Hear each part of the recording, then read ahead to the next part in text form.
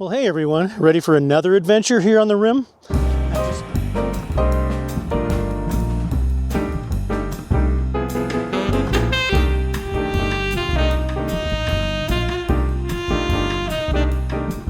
on the Rim, I've just found the Rim Lakes Vista Trail, number 622. And I've got the Velotrek Fold 1 Plus ready to rock. So we're going to take this trail.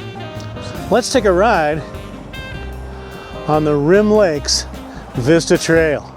See where it goes. All right, you guys, Rim Lakes Vista Trail. This is skirting the 300. You'll hear traffic. That's people driving by on Rim Road 300. What a fun trail. There's all these spots you can stop, like here. Let's just hop off real quick and I'll show you. That's Highway 260. I've never seen this vantage point before. But we're right here on the Rim. And look at these views. You can hike this trail. You can bike this trail. And we're going to see where it goes. Now we know that it skirts the Rim, so I'm going to continue on the Rim and try to find some more beautiful scenes for you. And then we're going to see, I think it ducks in. It ducks inland and it goes north. And we're going to find out where that goes, I hope. So stick by me. Let's take a ride.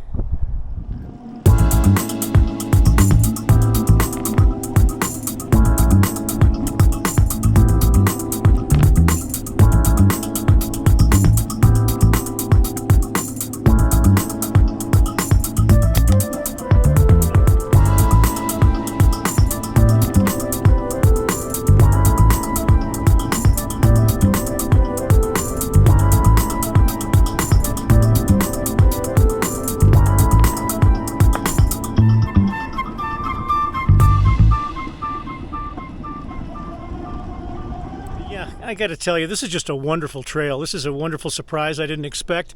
This trail is comparable to the fun I had at the Grand Canyon. They have miles and miles and miles of bike hiking trails like this, paved, smooth, with beautiful views. But look at this. This is just skirting the Rim. Look at my view. It's distracting. It's hard. I'm afraid I'm going to ride right off the cliff because I don't pay attention to the road. But what a thrill ride. Here we go without me, ruining the scenery. Look at that. And you just get different angles of this all over this trail. It's just fabulous. Really indescribable. You have to look at it, and of course the camera is not going to make it look as wonderful as it looks in real life. But here's the trail coming down through the trees. Here's my mighty steed, the Gray Ghost, the Velotrek Fold 1 Plus, and we're just going to continue on. I'm having, why would I stop riding right now? Let's keep going, see where this goes. Okay, everyone, just wanted to touch base here. The trail dumped me out here. Have I got, well, I'm not going to try to put my face in this picture. Let's just get to it here. It dumped me out at the Mogon Campground. Now, this is currently closed. The season hasn't started yet. But this is good to know if you want to make a reservation here on the Mogon Campground. And look, let's look at some important stuff. Site per night, they don't have a price yet. But look at senior access. So if you've got the golden pass, the senior pass, it's going to be half price, whatever that is. So here you've got, pit toilets. We've got trash disposal. I wished I'd put all my garbage on the back of my bike.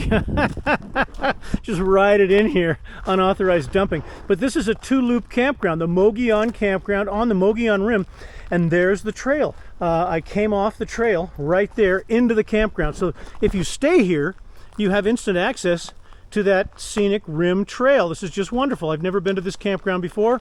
Wanted to stop and let you see it. Now that I know that it's got access to this wonderful trail. I usually don't like to pay, but I'm sure it'll be a reasonable price to stay here. Guys, Mike and the gang, if you're watching, this might be a place to hit if you want to do a site-type camping experience. Anyway, let me get back on the bike, see what else we can find. Okay, I ended up on the Rim Road. Let's rock.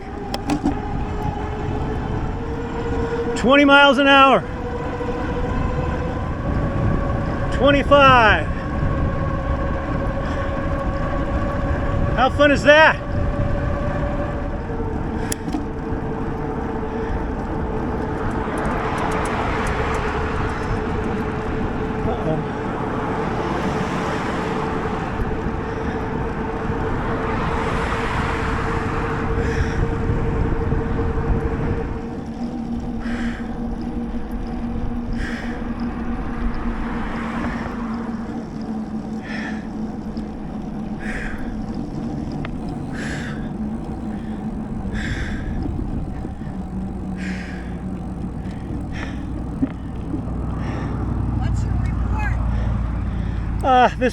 The trail goes all the way down and it dead ends, or it stops at the Mogollon Campground down there. Oh, okay. So that's nice if you want to stay at that campground.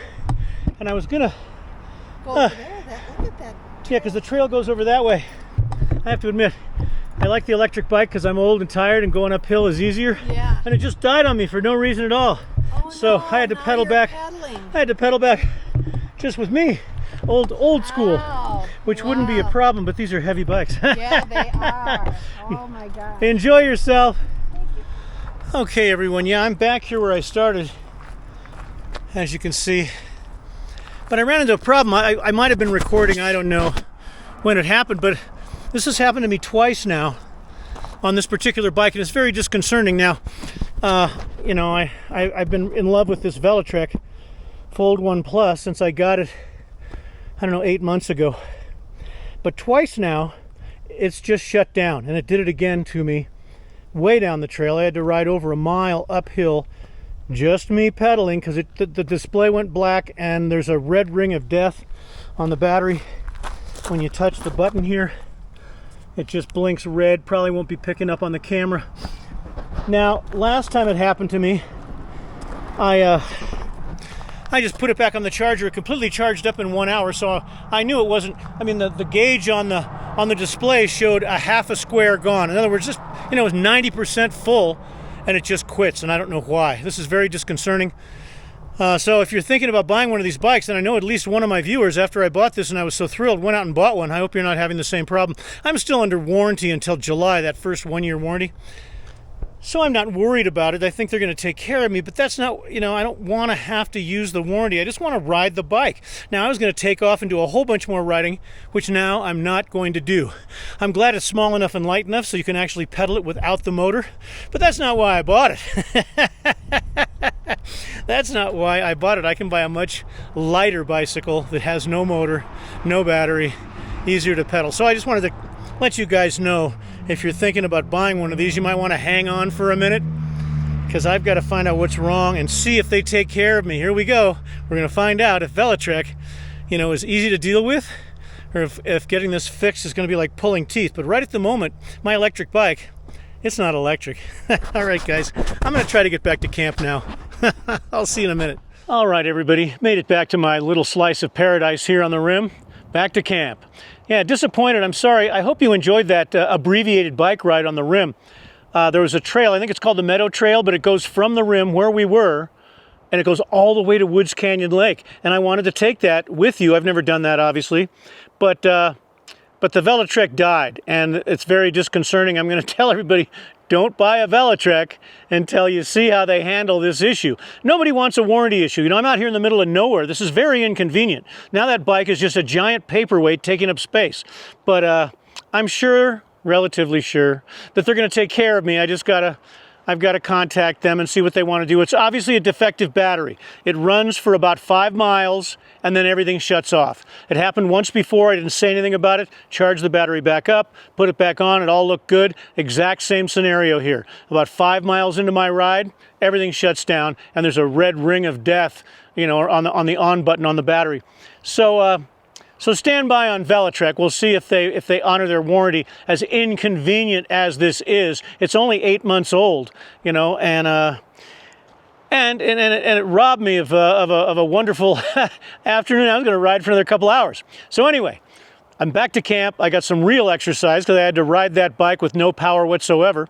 Now I'm gonna put some food on the smoker, have a nice lunch, and relax for the next couple of days. And then my 14 days is up and I got to get out of here. So I don't know where I'm going next. Stay tuned. We'll figure that one out together.